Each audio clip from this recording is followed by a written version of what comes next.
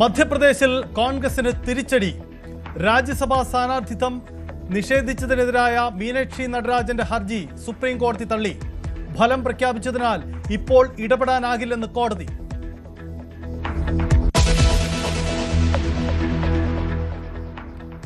NEET പരീക്ഷയിൽ മാറ്റങ്ങളുമായി national testing agency. പരീക്ഷാ സമയം 15 മിനിറ്റ് നീട്ടി. 2 മണി മുതൽ 5:15 വരെ സമയം. റഫ് വർക്കിന് ചോദ്യപേപ്പർ ബുക്ക്ലെറ്റിൽ കൂടുതൽ സ്ഥലം നൽകും.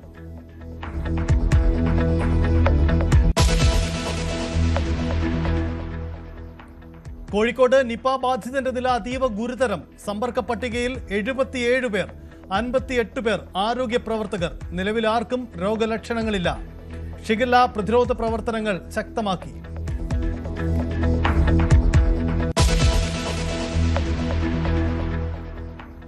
ശബരിമല സ്വർണ്ണക്കൊള്ളയിൽ CBI അന്വേഷണം നടത്തണമെന്ന് അയ്യപ്പ സേവാ സമാജം. SIT അന്വേഷണത്തിൽ ആശങ്കയുണ്ടെന്ന് ദേശീയ ചെയർമാൻ മുരുകൻ സെൽവൻ. ശബരിമലയുടെ നിയന്ത്രണം പ്രത്യേക സമിതി ഏറ്റെടുക്കണമെന്ന് ആവശ്യം.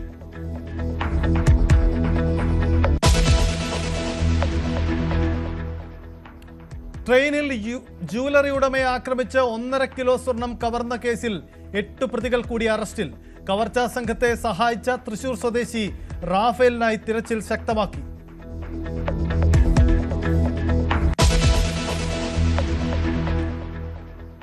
മാസപ്പടി കേസിൽ വീണ ടിക്ക് വീണ്ടും ED സമൻസ്. ബുധനാഴ്ച ഹാജരാവാൻ നിർദ്ദേശം. പുതിയ സമൻസ് ഇന്ന് ഹാജരാകുന്നതിൽ അവധി ചോദിച്ച സാഹചര്യത്തിൽ 17 എത്തുമോ എന്നതിൽ ആകാംക്ഷ.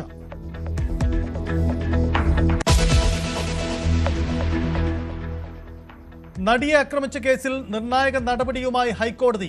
അതിജീവിതയുടെ ഹർജി ഫയലിൽ സ്വീകരിച്ച ഹൈക്കോടതി മെമ്മറി കാർഡും പെൻഡ്രൈവും കോടതിക്ക് കൈമാറണം. നിർദ്ദേശം നൽകിയത് വിചാരണ കോടതിക്ക്.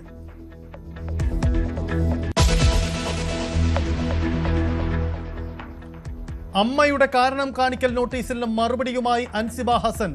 താൻ ചെയ്ത നിയമലംഘനങ്ങൾ എന്തൊക്കെയെന്ന് വ്യക്തമാക്കണം. സ്വീകരിച്ച നിയമ നടപടി വ്യക്തിപരമായി. നോട്ടീസിൽ വ്യക്തതക്കുറവുണ്ടെന്നും താരം.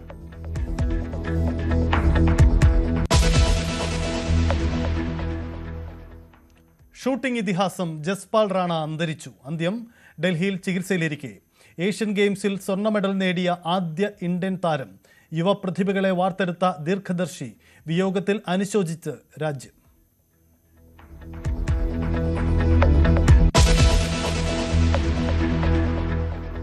ഫിഫ ലോകകപ്പിന് കിക്ക് ഓഫ്. ആദ്യ മത്സരത്തിൽ ദക്ഷിണാഫ്രിക്കയെ തകർത്ത് മെക്സിക്കോ.